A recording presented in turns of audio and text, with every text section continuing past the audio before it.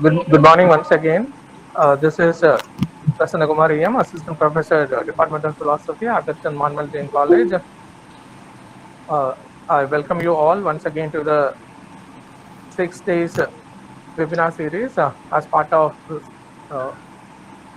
the Indian Philosophers Day lecture program sponsored by the ICPR. This is the sixth day of the webinar series. We have successfully conducted so far 12 lectures, 10 lectures, and today we will be completing another two lectures. So we'll be completing 12 lectures. Now I request Sumitra, Assistant Professor, Department of Philosophy, Agatchan Manmal Jain College, to deliver the welcome address. Over to you, Sumitra. A very good morning to one and all. On behalf of Agachan Manmul Jain College, I proudly welcome you to the Indian Philosophers Day webinar series sponsored by ICPR. Today is the final day lecture. Due to the pandemic situation, we are organizing lecture in online platform.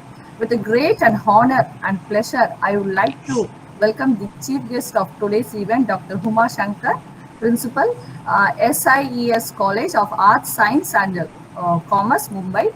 She will be delivering the lecture titled on Vedanta Introduction, Vedanta Tradition and Introduction. Dear ma'am, we wholeheartedly welcome you. With great pleasure, we delighted welcome our another chief guest, Dr. R. Murli, former principal, Madura College, Madurai. He will be delivering the lecture titled on Indian Materialistic Tradition and Introduction. Welcome, sir. I'm glad to welcome our Secretary Shanti Mullar and management members. I'm warmly and respectfully welcome our Principal Dr. N. Venkatramanan, who has been pillar behind this program. My genial welcome to our Vice Principal Dr. B. Mahavir. I feel happy to welcome Dr. S. Manikandan, Head Department of Philosophy, who has been the backbone of this program. I heartily welcome our Head Department of History, Dr. Anantha Krishnan. I extend my welcome to all the heads and staff members of various college. I happy to welcome Office Superintendent Mr. Ravichandran and non-teaching staff. I also welcome all the research scholars from different part of the country. I welcome our students of philosophy, Department of Philosophy, AM Jain College. I hope the program will be successful. Thank you. Now I request our beloved principal, HOD, Head the Department of Philosophy, S. Manikandan, to introduce the speakers of the day. Sir, welcome, sir.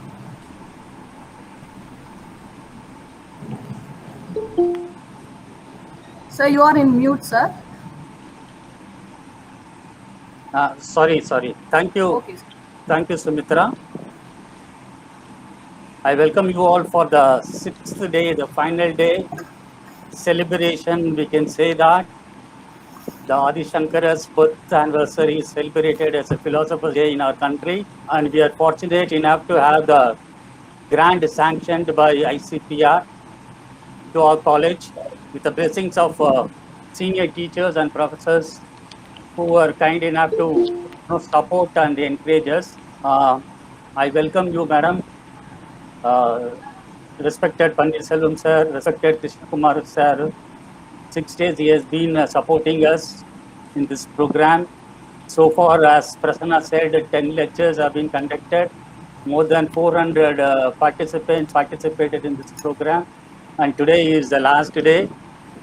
Madam and Murli sir, both of them are not new to our college. They have been constantly, supporting us in all our endeavors. Even last year, Uma madam gave an excellent lecture. And this year, on occasion of Indian Philosophers Day, madam has given her consent to give her lecture. We welcome you, madam. Both the speakers are from M Square. One is from Mumbai and one is from Madurai. One is from the capital, the materialistic capital of our country. One is from Temple City. The materialistic person is going to give on a spiritual lecture, and the Temple City man is going to give on a materialism. So that itself gives a lot of enthusiasm and zeal to lend our ears, madam. Before I introduce you, I want to just briefly summarize our department. This has been being done for past 5 days. Today also, I thought that I will do it. The department started way back in 1982. No, almost 39 years we have sailed, and none of the students turned us saying that because of philosophy I have failed in life. யாருமே மாரி சொன்னதில்லை. It offers only undergraduate courses. At present, we have 210 students pursuing BA philosophy from our college. The highest strength in the Chennai city, I can say. The department has competent faculties with a high degree of excellence who keep pace with current development in their field of specialization. You might have seen that. I need not elaborate on that. Even during the pandemic, we were very active and we conducted 2 national webinars, one on philosophical reflection on COVID-19. You yourself was a chief guest and you gave a lecture on that day. That is on 15th June 2020. The another webinar was on philosophy in Tamil, which was organized on 2nd July 2020. The department has so far conducted 6 periodical lecture program. And this is the first of its kind the department is conducting. The Adi Shankara's birth anniversary as a philosopher day in our department. We are indebted to ICPR and to the senior faculty for that. We can proudly say that we have taken all the necessary steps to take the opportunity, whatever it has been advertised by the ICPR, we were able to capitalize and get the grant sanction, madam. So far, even book grant has been sanctioned to us. The ICPR has given 230 books to the department. And it is my now primary duty is to introduce the chief guest. I am profusely overjoyed to take an opportunity to introduce our chief guest of the day. We have 2 speakers today. One is from the Mumbai, the city never sleeps, and something always happening there. And another is from Madurai, Tunga Nagaram endru adukku oru pere irukindrathu. The words do 2 things. They provide a food for the mind and create a light for the understanding and awareness. I think both the speakers are more competent enough to give a food and light to our understanding and awareness. Today we have great scholars, stalwart, charismatic professors with us.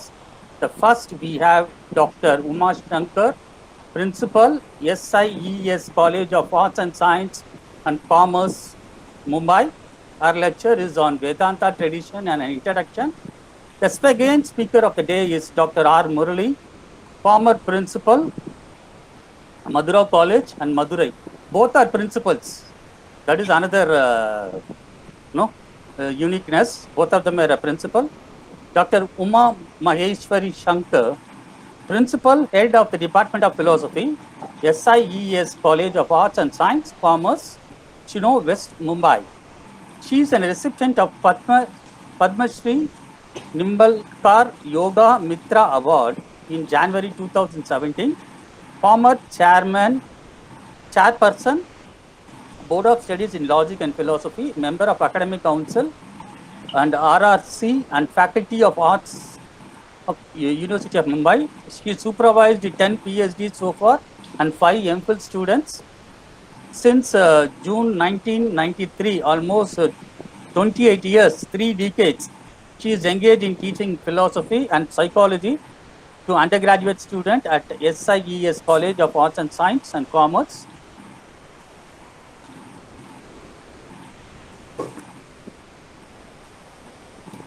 I think you can make it short and we can go for the lecture, sir. Please. Okay.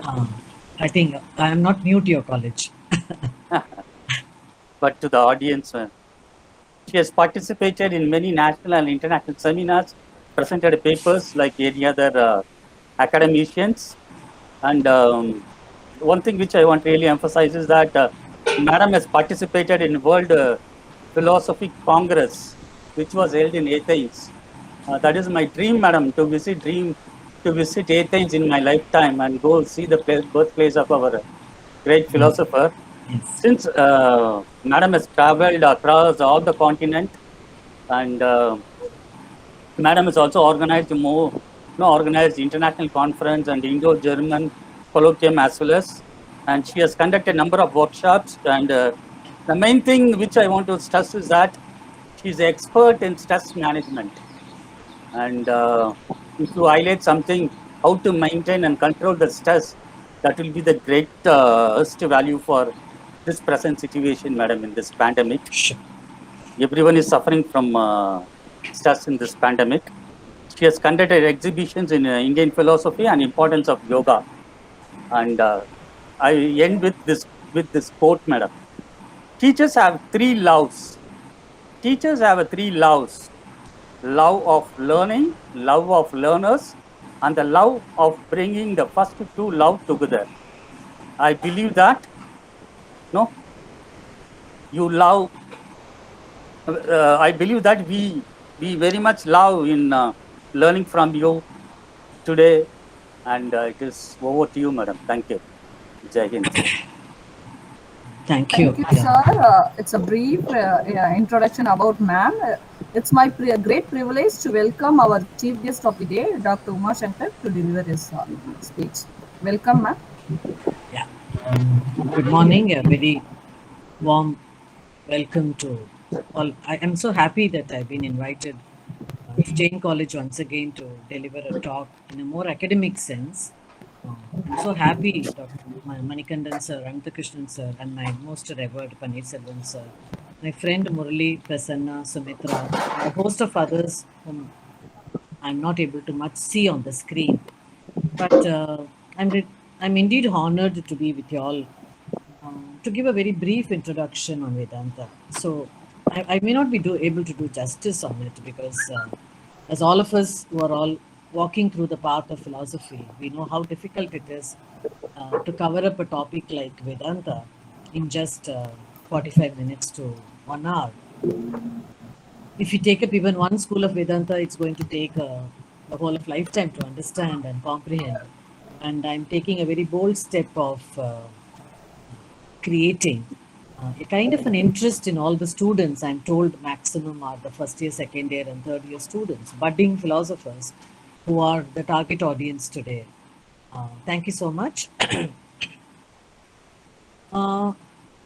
Vedanta is the, chronologically speaking, as well as the philosophical tradition. As you look at the schools, which are all placed in the Indian darshanas, you find after the Nyaya, Vaisheshika, Sankhya, Yoga, then we talk about Vedanta. So in Vedanta itself, as we look at it towards the end of it, it's not just the Anta of Veda, but we also find a kind of a culmination of thoughts. What does the philosophy actually do in the Indian Darshana? It kindles a lot of energy into us in understanding some of the fundamental principles that we are talking about. So in this journey, am I audible, Sumitra? Yes, sir. Yes, ma'am. Audible. You can. I'm able to listen. A lot of noise coming. Maybe you can mute all. Yeah, thank you. Next slide. And we can make it bigger if you can. So as the entire philosophical system and it culminates in Vedanta, the host of schools we talk about it in the very forte of Vedanta. And in that, I cannot do justice to all of them. I'm going to just say pick up and give you an outline. My entire endeavor will be to kindle a lot of interest into it so that you are able to study Vedanta more purposefully, meaningfully, dig into it in your lifetime. Whenever I start a lecture on Vedanta, I keep asking the students, what are the fundamental questions that come to your mind at any age for that matter? We want to know what is self? Who am I? This myself as a composition we might have written even at the age of 5 or 6 in the first standard or second standard. And we talk about myself in absolutely what I stand for, what is my name, I have, which school I am, which class I am. That is my introduction of myself. We are not like Shankara who says that Mano Buddhi Ahankara Chittani Naham Shivananda Rupo Shivoham Shivoham. I am that supreme consciousness, I am that supreme Advaitic principle. We are not introducing ourselves. The self has always been a thought which we constantly wonder what it stands for. So that is a question which I also, along with me, you will also be thinking about it. What does it stand for? There's been a lot of question and trouble with the word God, and also which God, how does a God look like, who has seen the God and come back, and where do we understand this divinity connected to God? Think about it. I'm just raising these questions in all of us, and I'm also going to tell you how Vedanta had dealt with these questions about the world we are living in. It is an ephemeral world, it is a temporal world, it is an empirical world, it is a world full of experiences and objects. And how are we going to connect myself with the world? What is world to me? Am I creating my own world? We do that. And at the same time, we have the world outside. Uh, in this constantly ever changing, yet gachati tad jagat is what the definition for jagat is. That which is continuously moving, continuously changing, continuously transforming itself, evolving itself. Do you think that can be something very permanent? Ask yourself.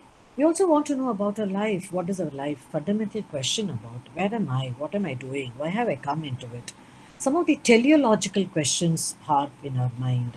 I want to know what is my purpose of my life? And that is also a question we ask the students. Have you ever searched for your purpose? Check on that. If life can be answered so easily, we are also curious about afterlife. Where am I going after death? What is the end of it? Is it beyond that there is something waiting? So this entire concept of birth and death and life and the world, and God just listed few random. Maybe if you are all going to sit seriously searching for it, you will find many more questions disturbing your mind. List them. And let's see how Vedanta looks at answers, it tries to give you an answer. Mind it, every Vedantin who gives an answer to you, it is an answer what he has tested for himself. But that answer, if it has to be mine, I will have to test it for myself. It has to become my anubhava. It has to become my experience. It cannot be something that I can have a shared experience which I can only find joy. But if I have to own it up, it has to become my own experience. So, looking at starting point of these fundamental questions, I move on to the first three Vedantic schools, and I'll take maybe 10 minutes each of them. And then maybe we can conclude all the Vedanta schools, where are they heading for, and what kind of solutions we have, and certain things that can come in our mind as take home points we can take with us. Okay, next one. The Vedanta schools that next slide.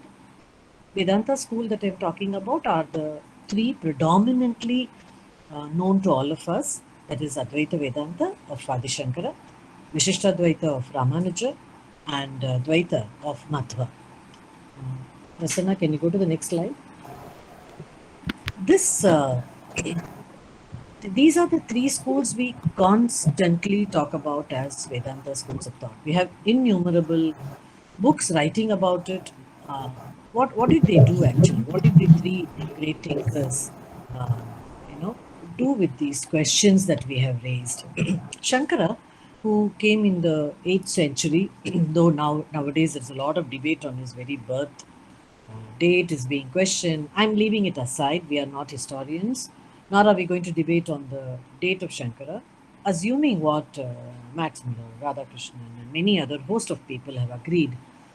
Just following their footsteps, I look at it as 8th century is what Shankara came into the philosophical scene.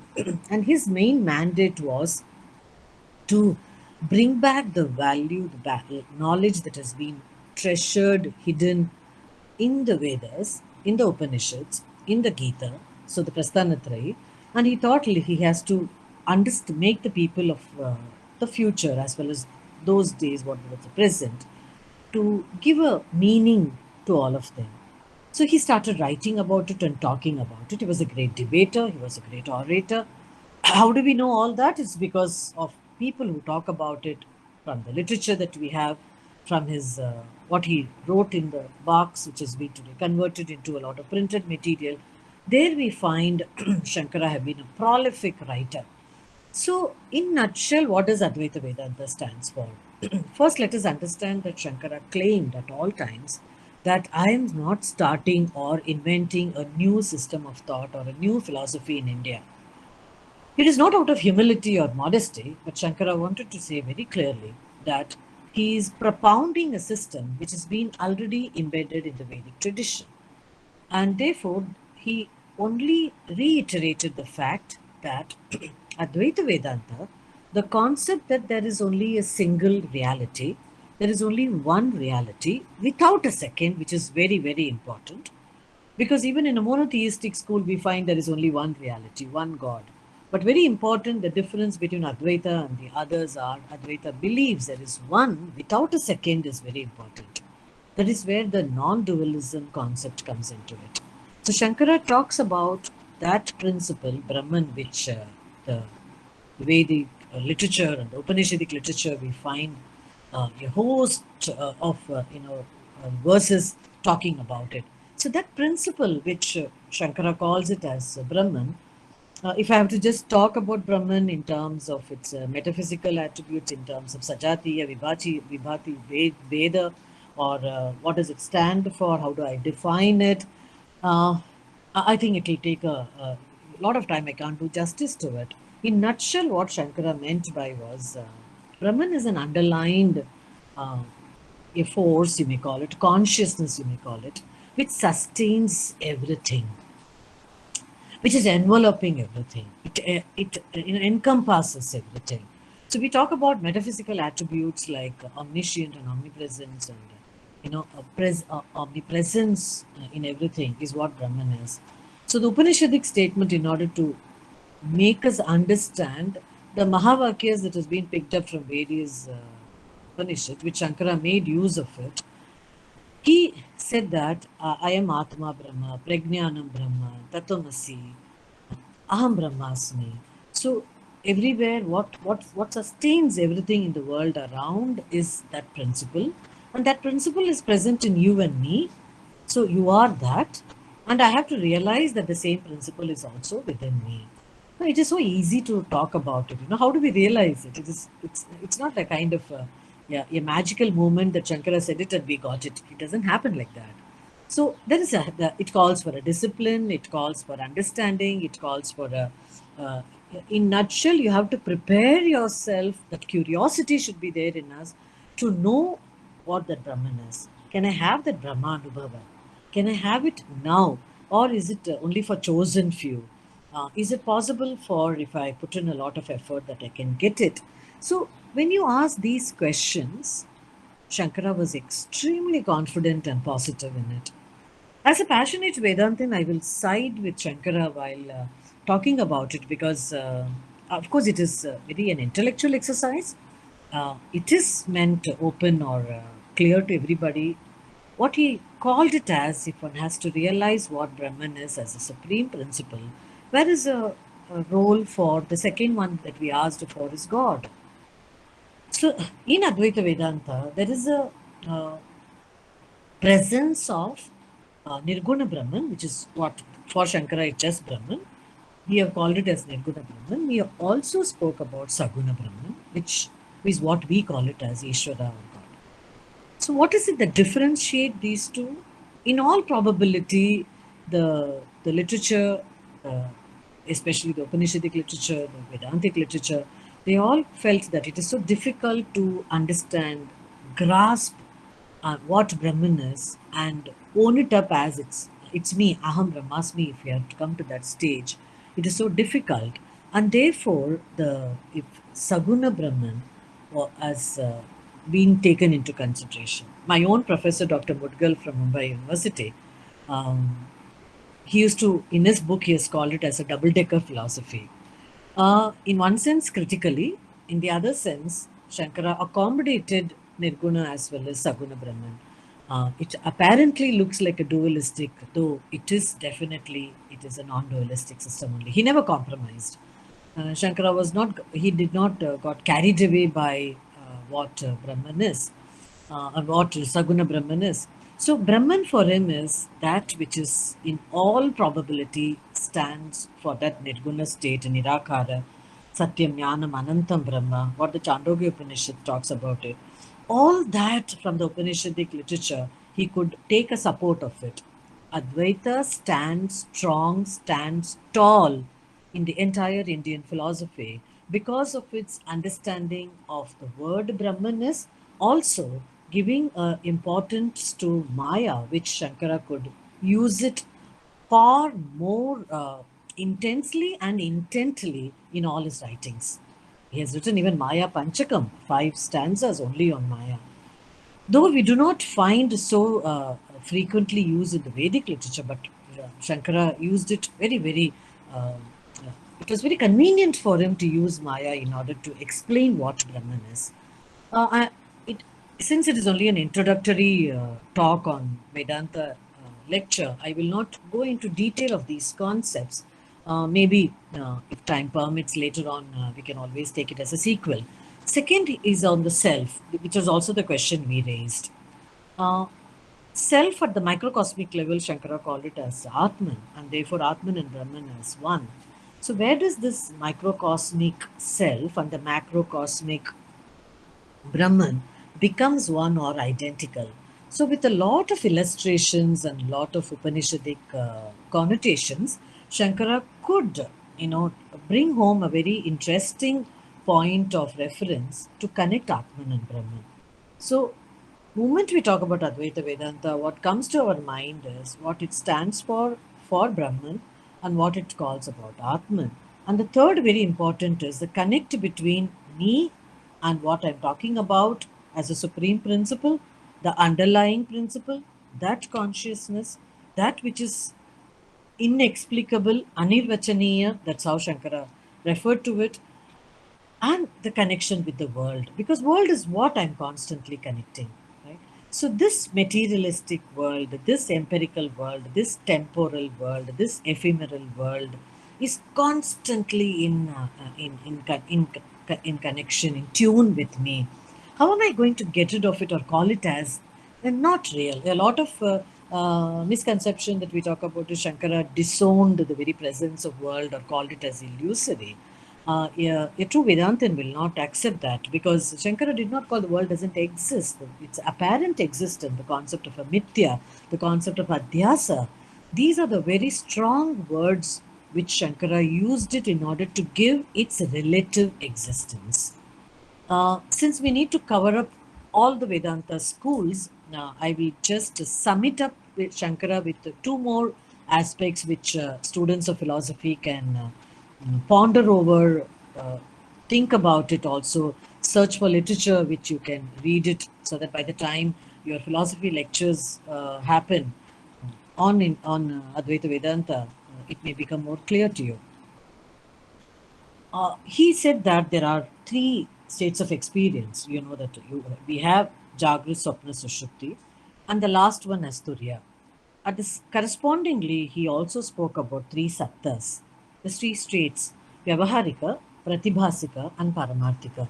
The words may sound something new and something very intriguing, and also some kind of giving rise to a lot of perplexity, because what does it mean by what Shankara meant was very simple. I mean, he came down to our level in order to present the philosophical truth to us in the Vyavaharika level, that is, in the present level where we are doing a Vyavahara, in the terms of a trade of, understanding between people. The world is, the empirical world where we are living is a constant Vyavahara is going on. In this Vyavaharika level, everything appears real to us. I am real, you are real, people across the virtual world are real, wherever you are. The rain that is pouring in Mumbai is real. We are not disowning or throwing it out as something absolutely not acceptable, not at all. In the Vyavaharika level, the perceiver, the perceived, and the object of perception, all of them remain real. Moment we turn to the next state as Pratibhasika, which is an illusory world, where Shankara gives a prominent example taken from Upanishad with the rope and snake. Instead of going to rope and snake, I wouldn't mind taking an example of a dream, right? Which all of us go through every day. Something or the other we dream. And in the dream state, whatever we come across as a flash of objects in our dream, they appear so real. Sometimes we wake up and talk about this very, very seriously to others. So, because it's so vivid and it is so real to us. So, how is a dream real? Is a dream really real? Ask this question to yourself, and what kind of an answer you will get. The dream looked real or dream was real only to the dreamer. Once you woke up, you got up from your bed, and it sometimes you have a sigh of relief because you did not have the fall from the mountain or you did not get such bad marks in the exam. All the things that you saw in a dream was not real. So, where does the real and the so called unreal, or what we call it in the Advaitic language as non real, come into picture? These are words which are very loaded and very easily thrown away, or misconceptions are made out of it. And therefore, we have to be careful while using these words. So, Shankara called it as the Vyavaharika, in which everything appears to be real. In the Pratibhasika, since the body is at rest, the mind is what is doing all the projections and modifications. It creates a phenomena in front of itself, and therefore it becomes real only to the dreamer, not to the one who is waking. So, from the waking state, the Pratibhasika appears to be non real. And one who is realized, an enlightened person, a Jivan Mukta, a person who is enlightened in the sense in whatever marga he is taken into. For him, even the Vyavaharika becomes a non-real thing. He's not concerned about what the world is happening in the world. It may look like there is a kind of a disconnect that we are talking about it when we are talking about the self and God and self and Brahman and self and world. But this is what it needs, a kind of a serious comprehension in our mind to connect where do we give or allocate reality to, right? So for Shankara, this is how I will conclude that for him, Brahman as points, just certain points which you can keep it in your mind as students, and then we can explore it in detail later. Brahman is Satya, Brahman is Jnana, Brahman is Chit, Brahman is Ananda, and therefore you have all the metaphysical, superlative, absolute qualities that we can even envisage are all connected to Brahman. Brahman is real, therefore. Everything else, we cannot call it completely as unreal, but we can call it as only non-real, because there is an apparent reality to it.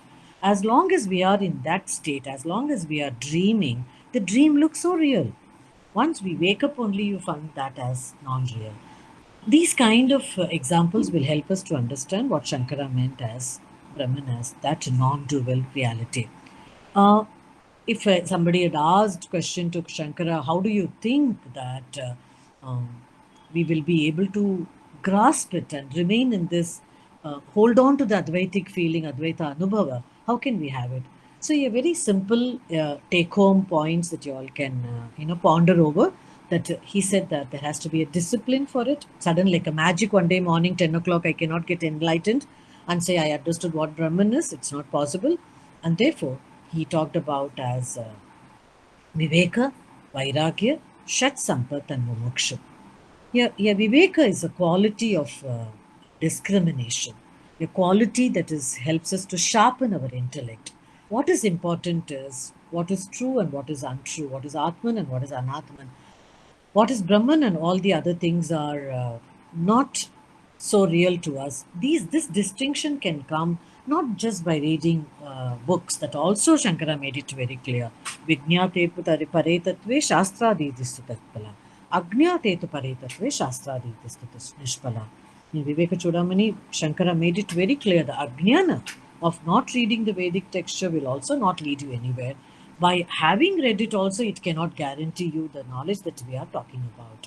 So with clarity and with a lot of conviction, Shankara says that the Viveka Buddhi is very, very important, firstly.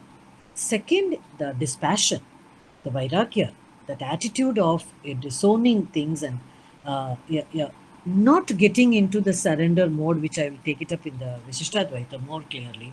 Vairagya is the dispassion and detachment, because what we are dealing with is not permanent. And thirdly, He also spoke about the Shat Sampat, the qualities of Sama, Dama, Uparati, Titiksha, Shraddha, Samadhana. These are required to equip ourselves in order to understand what we are talking about in terms of Advaita.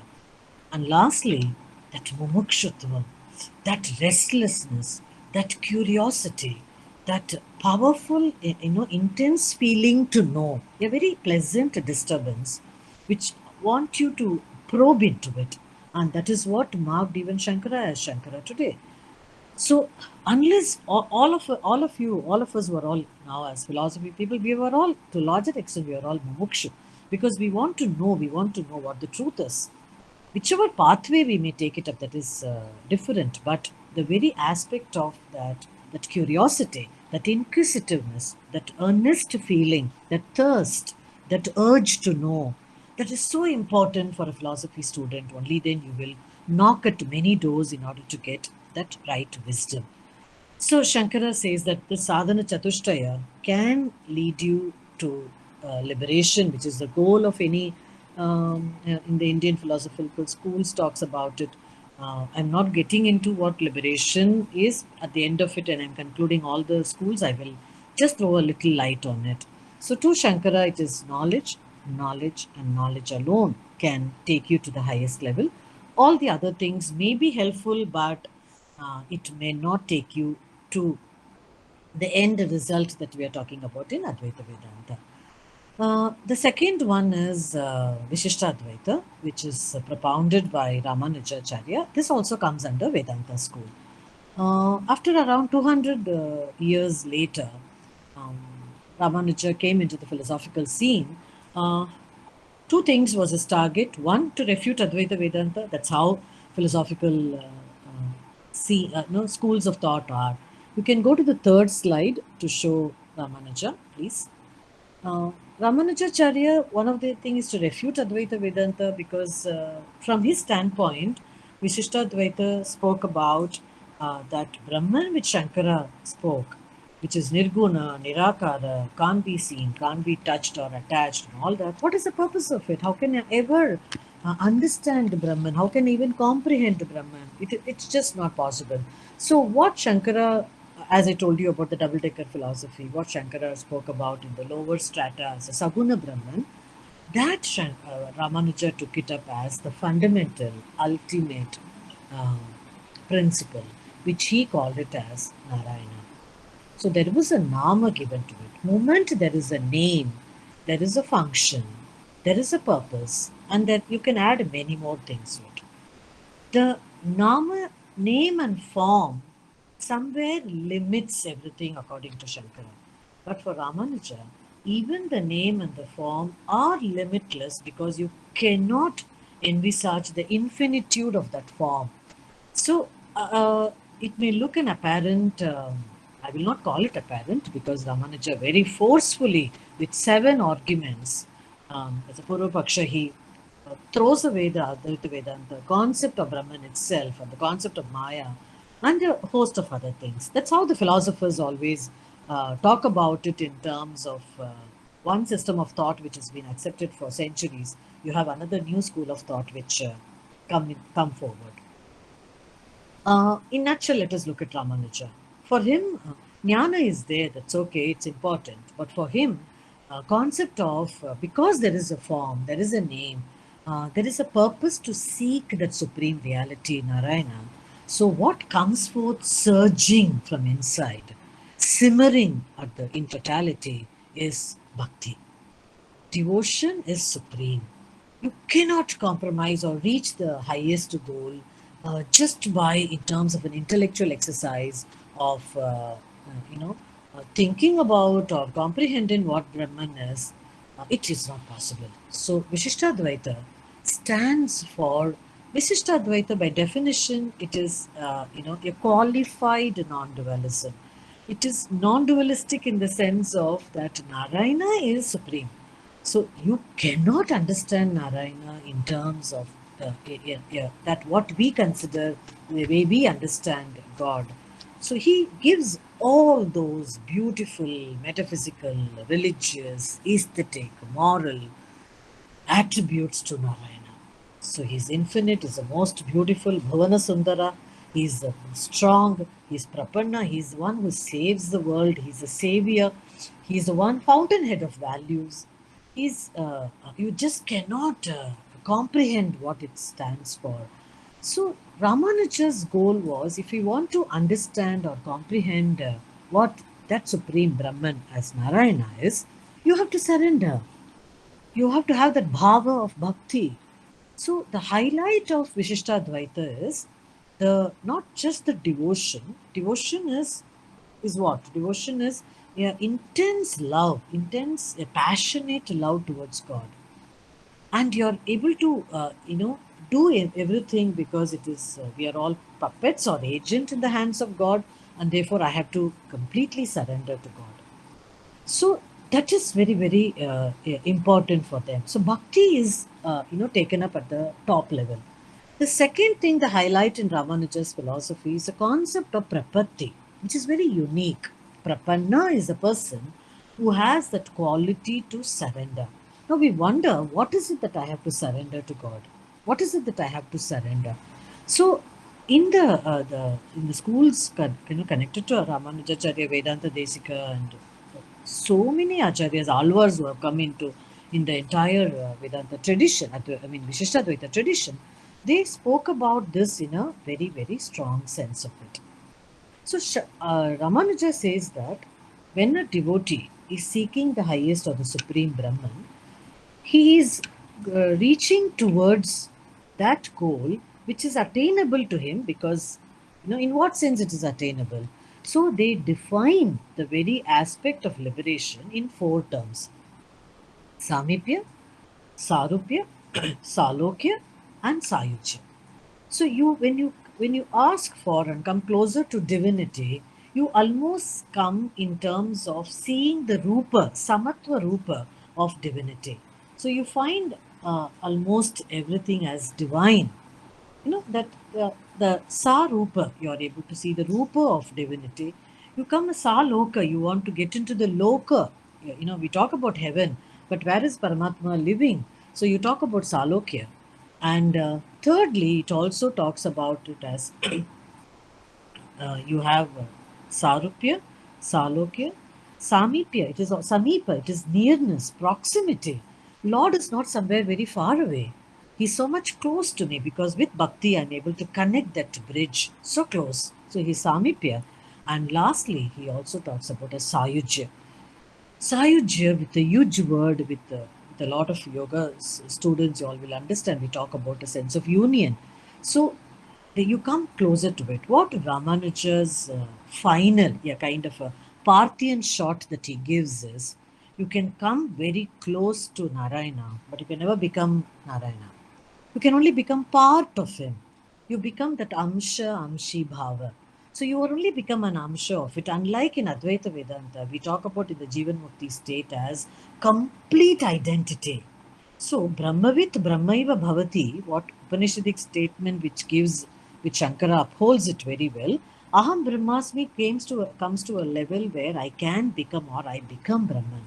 But in Ramanuja, you can never become one with Narayana. You can never become one with God. He is a master, you are always person who is serve him. He is a Lord and you are the seeker. He is a supreme principle and I am a devotee. So that distance, that kind of there is a beautiful connect. It is built with the threads of devotion, threads of all the upasana we talk about, all the rituals that talk, all of them become very, very meaningful here. The prayer, the worship, the rituals, the pilgrimage, the building of beautiful temples, all of them will have a lot of meaning on this, which Ramanuja highlights it. And therefore, you find a sense of satisfaction that by doing all this, I come closer to my chosen deity, my Ishta Devata. And that is what Ramanuja takes it. I'll just take another few minutes on Madhva and then I will conclude with the liberation. Then Murali can thrash out all of them with his completely materialistic philosophy. He can have a blast on it, right? Third is the Madhva school of thought, Dvaita. Madhva by 15th century came into the philosophical scene, and to him, what was important is he was antidote to Advaita Vedanta completely. A very strong opposition Madhva gave Advaita, and his school of thought made that God is real, world is real, man is real. Man in the sense of the self is real. This is a very beautiful concept, and it builds in the relationship between man and God, and man and self and God, and self and man. This pancha, with these 5 principles, connect with this, Madhva established the truth that what we are seeking, instead of Narayana, Madhva school of thought talks about Krishna as the highest deity. That's why in Udupi, the Krishna temple is the center for Madhva philosophy. And through they find Krishna as a supreme principle, supreme deity who can be reached. In many of the cases with Madhva, the devotion part of it, Madhva completely agrees with Ramanuja. The concept of prapanna, the concept of devotion, which is supreme. So the dry philosophy which we saw in Advaita Vedanta of Shankara was absolutely thrown out into the nearest dustbin by Madhva, because to him, Brahman as Nirguna, Brahman as something Nirakara, as an underlined force, invisible, anirvachaniya, imperceptible, could not be accepted. So to him, Krishna stands for one of the most beautiful image. You have it with the Udupi Krishna holding a small churner in his hand, Abhaya Hasta, absolutely with a smiling face, ready to give protection to all, a savior, and therefore seeking God. I must have a purpose in life, because when I seek God, I am blessed and I need Him and He's there with me. So the connect that Madhva leaves behind is the purpose that one can seek out of devotion, which is taken to the supreme level. So you have when Madhva talks about it, how does one reach this state? How does he talks about different types of selves? So there are people, where we talk about as jivas, who are all baddha, completely bound. People who are all bound and celebrating the bondage, they have to make an all-out effort to get out of the bondage. How do we do it? You must pray, seek his devotion, and get his grace. Anugraha is important, and therefore you must get it. Who are all the chosen one? How does one get it? You will have to ask these questions, okay? And when if you're devoted, definitely God will be pleased, and He will take you to the next type of devotees who are all seekers, right?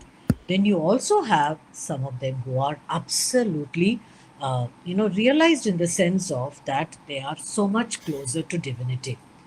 So Madhva's philosophy concentrated on the Dvaita in terms of that God, well-defined God, not indefinable, anirvachaniya, well-defined God, and me. So the relationship between the two, the Sayujya, Samipya, Salokya, and Samipya, all of them are also accepted.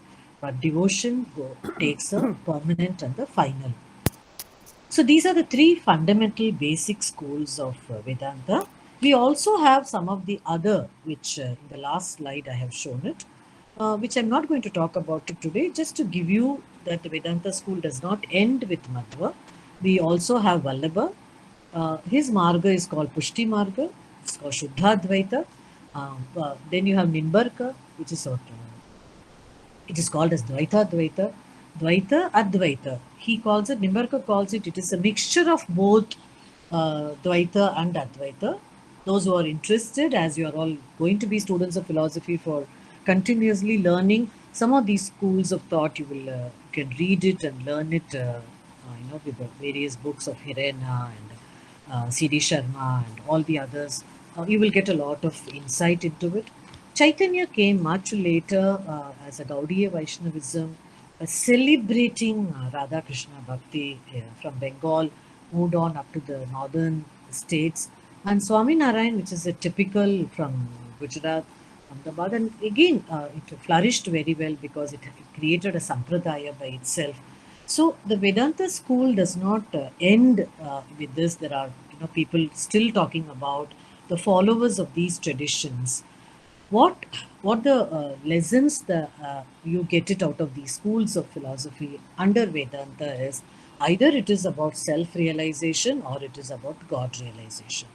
So very predominantly Advaita schools of thought, Advaita school of thought talks about self-realization. It is Atma Darshana. It is Aham Brahmasmi concept. I am Brahman. I am. You are that Atman. Is what is highlighted in Advaita. Almost all the other schools, from Ramanuja till the end, and many more, you can continue to have it. All of them talk about God realization, whether I need to know um, who my the God that I'm seeking, in what form. In moment you give a form to God, you can have a multiple um, nature of God with 4 hands, 8 hands, 16 hands, with vehicle, without vehicle, fat God, big God, all of them. These are very very important to you to understand, and therefore man could imagine and create gods as and when you are able to understand, or you want to comprehend the beauty of it or the power of it, and therefore we could have the expressions of God, manifestations of God. And that is what we see it. There is a beauty in it. On the flip side of it, there could be materialistic school of thought and agnostic people saying that where is the need for all that at all? You can just shun them away, right? That's a perspective, and philosophy celebrates different kind of perception, and therefore it is necessary to look at all side of it, right? As I conclude it, and before the questions, if at all we have time for it, because we have Murali is already in, and he has to also take up the entire, at least a brief Come on, you can introduction carry to on. You can materialist carry on. philosophy. Carry on. Yeah, I will. I will. The what I want to conclude is the lesson that we learn from the entire Vedantic school of thought is, as in the beginning, in the introduction, I was told that what is the meaning of life? What is it that gives us enriching experience? What is the purpose that the questions that we raised in the very first slide? All of them, you will find a very, very clear-cut answers from these schools of philosophy. You may be a passionate Advaitin, you may be a devoted Vishishtadvaitin, or you may be a seeker with a follower with the Madhva tradition or with the other schools of thought. What is important is what is it that we are seeking. As I come to the end of my session, as Manikandan sir requested me to close it with an anecdote which I told in my last year presentation. Therefore, I want to take it up here also. In this pandemic time, when we are all meeting in the virtual world, and there is so much of fear inside us, and there is a lot of uncertainty, and there is a lot of challenges, and we are trying to overcome. So, in my talk last time, I gave an anecdote which I'm just repeating it at this request, that in a village, a lot of people went and prayed to the God that there is so much of problem in this world. How are you going to, solve it? So the Grama Devata appeared to the person and said that I will, since there is a pandemic, there is a kind of a problem, and I will certainly release it because your prayer is so very touching, right? But my count is that I will save definitely 500 people from all this calamity. So don't worry about it. So he comes back satisfied that his prayer has been answered.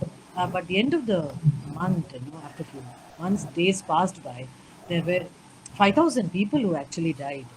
So he got very angry and went back to the village deity, Gramadevata, and asked, "What kind of a goddess are you?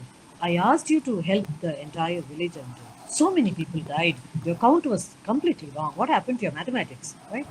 So the goddess said that I told you as, and I kept my promise. 500 people only who were, inflicted, but other 4,500 died out of fear. That I cannot stop it. The fear gulps people. The fear is what envelops so much that we are not able to go ahead or face the challenges in life when fear grips. The Upanishadic line says Abhayam, Ajaram, Ashokam, Anantam. Unless we hold on to the concept of Abhaya, accept everything as a challenge in our life and strive for it, holding on to anchoring any of the schools of Vedanta. I may be a passionate Advaitin, but we have a lot, there are schools of people holding on to different perspective. each one of these writings are going to help us, hand holding us in our life. And that is so important because it is necessary that at every point of time we are knocking at many doors. Philosophy, in a connotation or in connection with a religiosity at times, can give us a lot of answers to it.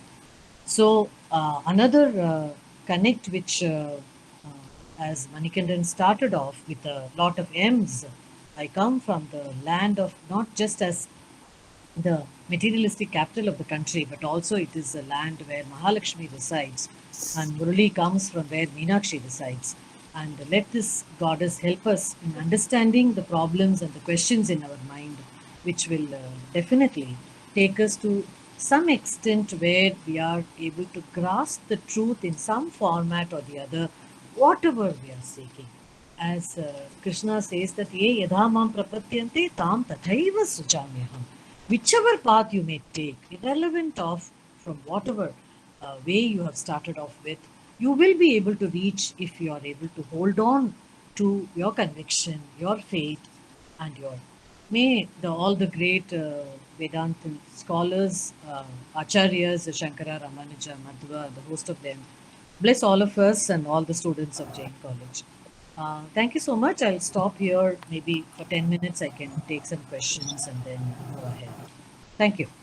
Thank you, ma'am. Thank you. With a wonderful Thank you, ma'am. presentation. Thank you, ma'am, for your valuable insights of Vedanta philosophy. So that we will go some discussion and some questions. Yeah. Bless. Any other in comment box?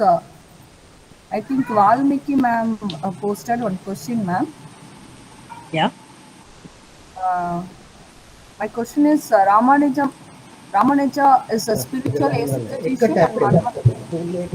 Can you see that question, ma'am? In chat box? Let me see. Can I read it for you, ma'am? Yeah, please. Wonderful talk. నాకు आता నాకు అందాక అవడొచ్చిన తికో Yeah. Wonderful talk. My question is, can we say Ramanuja is a spiritual institution and Madhva is a rationalist? Deist. Deist. Amit. Ramanuja is a spiritual institution. Wonderful talk. When we use the word. Yeah. Thank you. Correct. So when we use the word institution, the word of beauty, the world of beauty is always associated with God. And with Narayana, 1,000 names that have been given to Narayana, there is so much of God connected to Sundara, right? Ultimately beautiful. Therefore, the beauty comes when I'm having beauty is in the eyes of the beholder. So one who perceives or sees the beauty is also able to see it. But Madhva as a deist, because in the deist, rational to certain extent, but I would not agree so much on a rational deist, because the deist philosophy itself takes only the transcendence part of it, and you remain as completely out of reach. But for Madhva, the connect of the five allows you to connect yourself with the world and with God. We are not so disconnected. There may be a distance, but at all the time there is, of course, to some extent, the intervention that is what is striking your mind, I feel, the divine intervention, talking about it. But there is so much of religiosity. It is drenched in emotion. It is drenched in bhakti, which I don't see it in a rational deist thoroughly, by the Western ideas that we have it in our mind, which Madhva may not fit in totality. You may have to add the idea of surging devotion, which is so much in supremacy with Krishna that he talks about it. So he's alive. Krishna is just in front of him as a beautiful idol, and that gives a lot of satisfaction to him. Right? Yeah, thank you so much. Thank you, ma'am. Can I ask you? Yeah, tell me. Yeah. Which may also, satisfy others. No. I'm especially listening to you on Vedanta is like tingling bells, to my ears. Always. Beautiful music. But just was wondering that when you are reading Ramanuja, it is such a tender feeling that you have.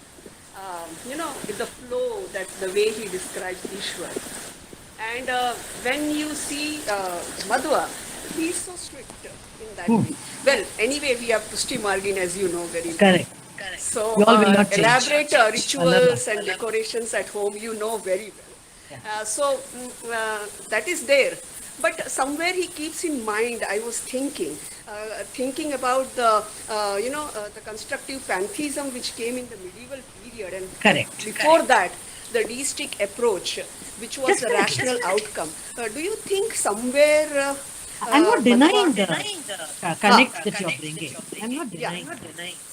But what comes forth moment you Yeah, I think that. in Yes, there the that's very true. surging of the devotion is so Yeah, beautifully devotion is brought out. beautiful. Yeah. Yeah.